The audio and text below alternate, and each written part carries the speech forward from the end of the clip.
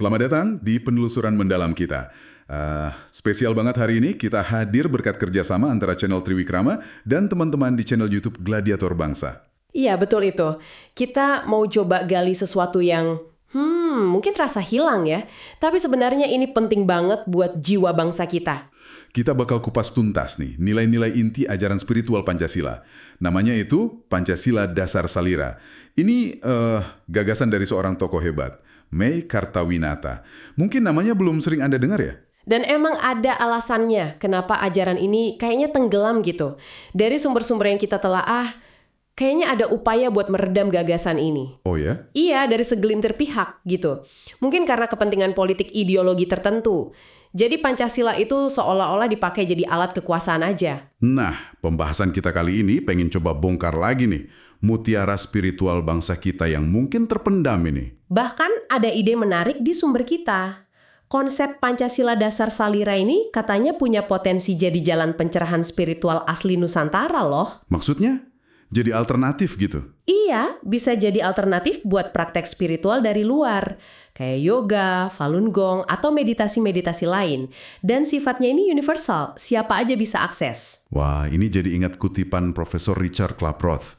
Beliau bilang, tidak ada ide yang lebih besar lagi selain daripada ide pencerahan. Menarik. Terus beliau juga bilang, kalau kita sudah paham, sudah tercerahkan, yang namanya hal politik, ekonomi, dan lainnya otomatis akan mengikuti.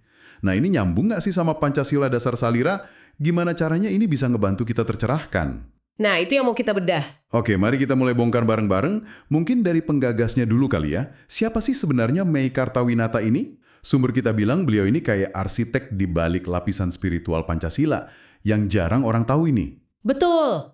Dan latar belakangnya itu penting banget buat ngerti pemikiran beliau. Unik gitu. Beliau ini campuran darah bangsawan Rembang, nyambungnya ke Majapahit, yang kuat etos politiknya. Oke. Tapi dari ibunya itu darah bangsawan Pajajaran yang kuat di etos spiritual. Ditambah lagi pendidikannya formal di sekolah Kristen, tapi juga dapat ilmu spiritualitas langsung dari ibunya sama semangat patriotisme dari ayahnya. Wah, jadi kayak perpaduan komplit ya.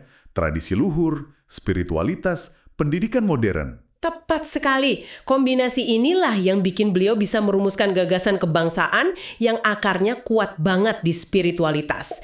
Ada satu momen kunci nih, 17 September 1927. Pencerahannya. Sumber nyebutnya gitu, bukan kejadian gaib tapi momen pencerahan semacam gnosis, pemahaman mendalam yang datang tiba-tiba gitu. Apa yang beliau sadari waktu itu? Beliau ngamatin aliran sungai, terus ngalir, ngasih kehidupan, tanpa pamrih, sebelum balik lagi ke laut. Nah, ini jadi metafora penting. Ketuhanan itu bukan sosok jauh di atas sana, tapi sifat memberi tanpa henti itu. Kekuatan yang ada di dalam diri kita dan alam semesta ini, imanen istilahnya. Ini jadi cikal bakal aliran kebatinan perjalanan atau AKP. Yang menarik tanggal 17 September itu keulang lagi ya. 15 tahun kemudian, 1942, beliau ketemu Soekarno. Katanya di pertemuan ini Kartawinata ngasih bekal konsep bernegara ke Bung Karno yang digali dari akar budaya Nusantara. Iya, sumber kita malah ngasih isyarat kalau tanggal yang sama ini bukan kebetulan. Kayak simbol serah terima obor kearifan gitu. Wah. Bahkan ada indikasi kuat nih sosok ahli bahasa yang disebut Bung Karno di pidato 1 Juni 1945 pas ngusulin nama Pancasila yang katanya milih anonim itu. Jangan-jangan May Kartawinata. Kemungkinan besar begitu menurut sumber kita. Jadi beliau bukan cuma nyumbang gagasan intinya, tapi juga namanya, Pancasila itu. Wow, ini sih kontribusinya dalam banget ya, jauh dari yang biasa kita baca di buku sejarah. Oke.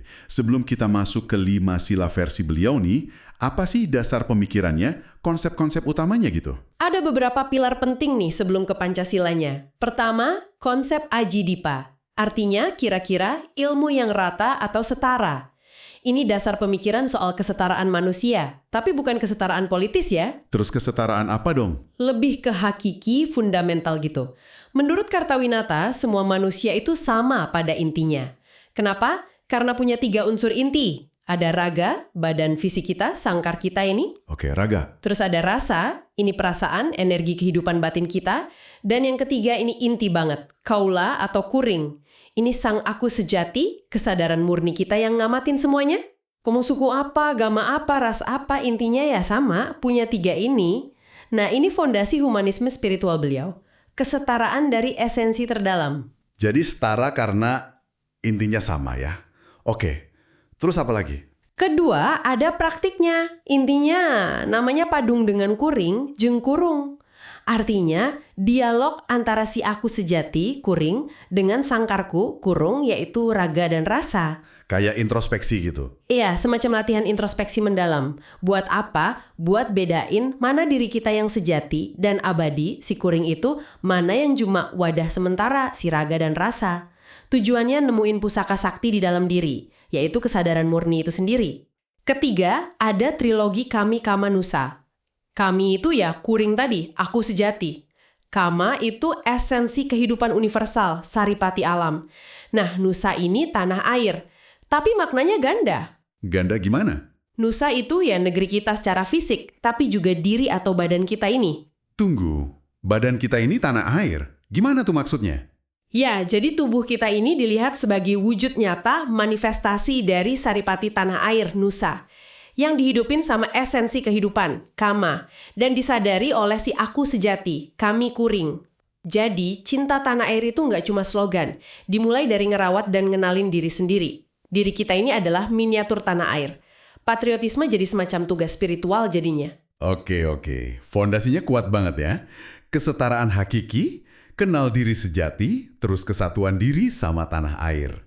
Nah, sekarang ini bagian yang ditunggu-tunggu. Gimana beliau menafsirkan 5 sila Pancasila? Ini nih yang katanya sangat menarik. Karena ini bukan soal negara aja, tapi soal perjalanan batin kita. Pancasila sebagai dasar salira, fondasi diri. Persis, ini jadi kayak 5 langkah spiritual gitu. Mari kita bedah satu-satu ya. Sila pertama, ketuhanan. Langsung kerasa beda ya pakai K, bukan cuma Tuhan yang Maha Esa. Apa artinya tuh? Imbuhan K itu nunjukin sifat atau keadaan. Jadi ini bukan perintah nyembah sosok di luar diri kita, tapi ajakan buat mengenali, merasakan sifat ilahi yang ada di dalam diri kita sendiri. Sifat ilahi di dalam diri, contohnya. Ya, sifat welas asih, memberi, mencipta. Contoh gampangnya deh, tangan kita kalau ada bagian badan yang sakit, otomatis ngusap kan? Nggak disuruh. Nah, itu contoh kecil manifestasi sifat ketuhanan berupa welas asih dari kesadaran murni kita. Jadi lebih ke pengalaman langsung ya, bukan cuma keyakinan aja. Betul banget. Kartawinata pakai analogi acuk kacayan, baju yang basah. Ketuhanan itu bukan bajunya, bukan airnya, objeknya, tapi rasa basahnya itu sendiri. Pengalaman langsung akan kesadaran murni yang imanen. Lambang bintang pun diartikan sebagai individu yang udah bisa memancarkan sifat luhur ini dari dalam dirinya. Kalau nggak ada pengalaman batin ini, ritual ya bisa jadi kosong aja. Oke. Jadi langkah pertama itu nyadarin percikan ilahi di dalam diri kita ya. Lanjut sila kedua, kemanusiaan. Katanya ada makna ganda ya di sini. Iya, pertama ini nunjuk ke asal kita, Kamanusa. Tubuh kita ini asalnya dari Saripati Kama, tanah air, Nusa. Kedua, ini konsekuensi dari sila 1, Kamanusa. Maksudnya kewajiban buat berperilaku welas asih sebagai buah dari kesadaran ilahi tadi. Ada ungkapan kuncinya, mandang kadiri batur sacara dirina pribadi. Apa artinya itu? Artinya, memandang orang lain sebagaimana kita memandang diri kita sendiri. Kenapa gitu? Karena pada intinya, orang lain itu ya perwujudan dari esensi universal yang sama dengan diri kita. Ngelihat mereka pakai welas asih itu sama aja kayak ngenalin diri kita dalam wujud yang beda. Jadi, kemanusiaan ini kayak jembatan. Dari kesadaran batin di sila 1 ke tindakan nyata dalam hubungan sama sesama. Sekaligus persiapan buat sila 3. Masuk akal. Jadi, setelah sadar diri dan welas asih, lanjut ke sila ketiga, kebangsaan anu bulat. Kebangsaan yang bulat atau utuh. Apa bedanya sama nasionalisme yang biasa kita dengar? Ini lebih dalam dari sekedar cinta negara secara politik aja. Bulat atau utuh di sini artinya integritas. Kesetiaan pada hakikat, wujud, dan fungsi sejati diri kita. Baik sebagai pribadi maupun sebagai bangsa. Analoginya itu diri sakujur. Seluruh tubuh kita ini loh, Bhinneka Tunggal Ika. Maksudnya gimana tuh? Diri sakujur. Iya, coba lihat. Tangan, kaki, mata kan beda-beda ya bentuk dan fungsinya, bineka. Tapi bisa kerja bareng secara harmonis jadi satu kesatuan. Kenapa? Karena dihidupi oleh satu kesadaran yang sama. Si kuring tadi, Tunggal Ika. Oh gitu analoginya. Nah, bangsa yang kehilangan jati dirinya cuma niru-niru bangsa lain, itu kata beliau ibarat hayam kongkorongok meri. Ayam tapi kokoknya kayak bebek. Aneh kan? Udah kehilangan keunikan, jadi kosong, sunyata gitu. Jadi intinya, setiap pada cetakan unik kita masing-masing. Kebangsaan yang otentik ya. Lanjut deh, sila keempat. Kerakyatan. Gimana konsep rakyat di sini? Beda juga. Beda lagi, Kartawinata ngupasnya dari akar kata. Rakyat itu darah, hayat itu kehidupan. Jadi rakyat itu bukan sekedar massa, bukan objek yang diatur-atur aja, tapi darah kehidupan negara itu sendiri. Nadi utamanya. Lambang banteng pun artinya beda loh. Bukan simbol kekuatan massa yang, maaf, ngamuk gitu ya. Bukan itu. Tapi simbol dari pikiran nusae tur liar. Maksudnya, pikiran yang baik, benar, sekaligus liar. Liar di sini artinya kreatif, berani, nggak gampang dijinakan, yang terus-menerus cari solusi buat keselamatan bareng. Pikiran yang liar tapi baik. Iya. Terus musyawarah dalam konteks ini juga bukan cuma rapat formal di gedung gitu, tapi lebih ke proses deliberasi batin. Diskusi di dalam kesadaran kita yang jernih, kesadaran yang terjaga untuk mencapai mufakat sejati. Demokrasi sejati itu mulainya dari individu yang udah berdaulat secara batin. Dalam banget ya maknanya. Oke, terakhir nih, sila kelima. Keadilan sosial. Gimana keadilan dilihat secara spiritual di sini? Keadilan di sini bukan cuma target politik atau konsep hukum yang abstrak di atas kertas, tapi lebih kayak hukum keseimbangan kosmis yang buktinya bisa kita lihat di diri sendiri. Ada ungkapan bagus, adil teh hukumna sosial hakimna. Artinya, keadilan itu hukum alamnya, kehidupan sosial lah yang jadi hakim atau bukti nyata dari keadilan itu. Contoh paling gampang, kaki kiri sama kanan kita pas jalan, kan melangkah seimbang. Kalau timpang sebelah, jalannya kan jadi nggak benar, nggak adil buat tubuh kita. jadi keadilan sosial itu kayak hasil otomatis gitu ya? Kalau 4 sila sebelumnya udah jalan benar. Tepat sekali. Keadilan sosial itu buah alami yang muncul kalau 4 laku spiritual tadi udah dijalankan dengan benar. Siklusnya jadi utuh kan?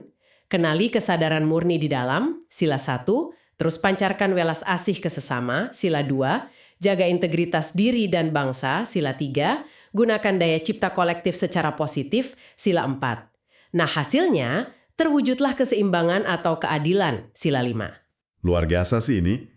Ini benar-benar kayak peta jalan spiritual yang lengkap ya. Tapi jadi penasaran, kenapa ya pemahaman sedalam ini rasanya kayak hilang? Kok Pancasila yang sering kita rasain sekarang beda banget sama tafsir ini? Nah ini dia, kayaknya emang terjadi pergeseran makna yang lumayan signifikan ya. Konsep spiritual personal dari Kartawinata ini pas diadopsi jadi dasar negara, ya mau nggak mau fokusnya geser.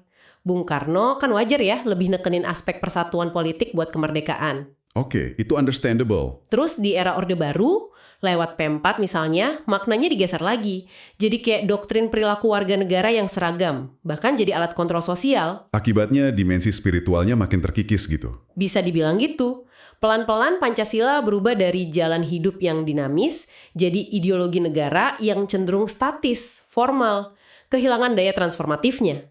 Makanya ini mungkin ngejawab kenapa kadang kita ngerasa Pancasila itu hampa atau cuma jadi hafalan aja. Nah, kekosongan makna spiritual ini, Iya, kekosongan ini yang kemudian ngasih ruang buat tafsir-tafsir lain masuk buat ngisi. termasuk tafsir yang coba ngaitin Pancasila sama sumber agama tertentu ya. Benar, sumber kita mengkategorikan upaya-upaya kayak gitu, misalnya ngeklaim Pancasila sumbernya murni dari kitab suci agama A atau B, itu sebagai pendekatan mistisisme. Beda sama spiritualitas Kartawinata. Dibedain sama sumber kita. Spiritualitas Kartawinata ini kan sifatnya universal, terbuka, dasarnya pengalaman langsung, gnosis, tujuannya nyatuin. Sementara mistisisme yang dasarnya doktrin agama tertentu, menurut sumber sifatnya lebih partikular, eksklusif. Nah ini yang katanya berpotensi bikin perpecahan karena klaim kebenaran tunggal. Sumber bahkan nyebut konflik sejarah tahun 1954 soal Partai Permai bentukan Kartawinata. Itu nunjukin adanya ketegangan antara visi universal Pancasila sama pandangan yang lebih sektarian. Akarnya beneran dari Nusantara nggak sih?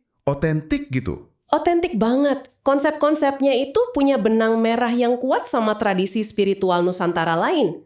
Contoh ya, ketuhanan yang imanen tadi, itu mirip konsep Hyang Jati Niskala di Sunda Wiwitan. Oh iya? Terus praktek ngenalin diri sejati, nyungsi diri, itu paralel sama pencarian sangkang paraning dumadi di Kejawen. Puncak kesadaran kuring yang nyatu sama sumbernya, itu juga esensinya mirip Manunggaling Kaula Gusti. Ini bukti kalau dasar salira ini ya artikulasi modern dari kearifan asli Nusantara kita. Ini nyambung ke pernyataan kunci dari Mekartawinata yang tegas banget itu ya. Pancasila bukan agama, tetapi kewajiban seluruh umat beragama. Gimana kita memaknainya? Pernyataan ini nempatin Pancasila dasar salira secara unik banget. Ini bukan agama baru, bukan mau nyaingin agama yang udah ada, tapi semacam platform etika dan spiritual universal, melampaui sekat-sekat dogma agama. Jadi fokusnya ke nilai universal ya? Iya, fokusnya ke pengalaman batin, welas asih, integritas diri. Nilai-nilai universal yang sebenarnya diajarin juga sama semua agama. Pancasila jadi kayak ruang tengah gitu, titik temu buat semua umat beragama buat ngejalanin kewajiban spiritual mereka sebagai manusia Indonesia. Wah, ini bisa jadi solusi mendasar buat potensi konflik antar umat loh. Jadi kalau kita jalanin Pancasila sebagai dasar salira ini, tujuan akhirnya bukan cuma jadi warga negara yang baik, yang patuh aturan gitu aja ya? Jauh lebih dari itu, tujuannya itu jadi manusia paripurna, sosok yang utuh. Cirinya ada 5, cagur, sehat secara holistik, ya, fisik, mental, emosi, spiritual, terus bager, baik hati, tulus dari dalam, welas asih, terus benar, lurus, benar, integritasnya tinggi, lalu pinter. Ini bukan cuma cerdas otak ya, tapi cerdas spiritual, bijaksana, dan terakhir, jujur, transparan, tulus, apa adanya. 5 kualitas ini benar-benar gubah Pancasila dari ideologi di kertas jadi jalan nyata buat aktualisasi diri ya? Betul, aktualisasi potensi terbaik kita sebagai manusia. Jadi bisa disimpulin nih, rasa hampa yang mungkin kadang kita rasakan soal Pancasila saat ini, itu bukan karena Pancasilanya yang salah atau lemah, tapi mungkin karena kita udah agak kehilangan koneksi ke akar spiritualnya. Akar yang dirumusin begitu dalam sama Mekartawinata ini. Penelusuran kita ini kayak nemuin lagi peta ke akar itu ya. Iya, sebuah peta yang ternyata detail banget dan kaya makna. Dari fondasi filosofisnya sampai tujuan akhirnya jadi manusia paripurna tadi. Jadi, apa artinya semua ini buat Anda yang lagi nyimak? Mungkin ini semacam undangan ya, buat ngelihat Pancasila lebih dari sekedar teks formal atau perdebatan politik melulu. Iya, panggilan buat kembali mempelajari, menghayati, dan mungkin mencoba melakoni Pancasila sebagai dasar salira, sebagai fondasi buat perjalanan batin kita sendiri. Dan ini mungkin pemikiran penutup buat Anda bawa pulang dan renungkan. Gimana kalau Anda coba ngelihat kelima sila Pancasila ini bukan cuma sebagai aturan negara, tapi sebagai 5 langkah personal dalam perjalanan Anda sendiri. Perjalanan menuju pemahaman diri yang lebih dalam, menuju pencerahan versi Anda sendiri, kayak yang diajarin dasar salira ini. Mungkinkah ini cara kita ngembaliin jiwa ke simbol bangsa kita ini, mulai dari diri kita masing-masing? Sebuah pertanyaan reflektif yang dalam banget ya, layak kita renungkan bareng-bareng. Terima kasih banyak sudah menyimak penelusuran mendalam kita kali ini. Hasil kolaborasi istimewa antara Triwikrama dan Gladiator Bangsa. Sampai jumpa di pembahasan kita berikutnya.